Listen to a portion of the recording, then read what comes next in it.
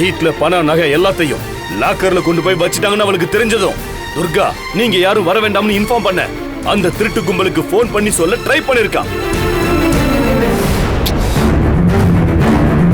ஆனா அவனுங்க அதுக்குள்ள வீட்டுக்குள்ள வந்து இறங்கிட்டானுங்க.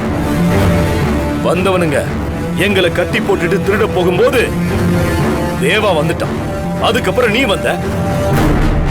நம்ம கிட்ட வந்தவனுங்க மாட்டிக்கிட்டா இவளோட வண்டவாள வெளியே தெரிஞ்சிடும்னு இவ சண்டை போட ஆரம்பிச்சுட்டான். அவனுங்களை தப்பிக்க வச்சதோட இல்லாம இவள நாமளே பாராட்டுற மாதிரி ஒரு சூழ்நிலைய இவளே உருவாக்கிக்கிட்டான்.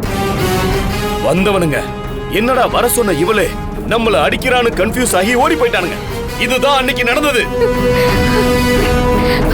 ஐயா, நீங்க சொல்றதெல்லாம் கேட்டுட்டு நான் இன்னும் உயிரோட இருக்கிறதே எனக்கு ஆச்சரியமா இருக்கு. நான் தான் திருடனை வர சொன்னங்கிறதும் நான் துர்காவே இல்லைன்னு சொல்றதெல்லாம் நீங்க என் மேல சுமத்தி இருக்கிறது சாதாரண குற்றம் இல்ல. ஏய், ரொம்ப பசப்பாத. நாங்க எல்லாத்தையும் ஆதாரத்தோட தான் சொல்லிக்கிட்டு இருக்கோம்.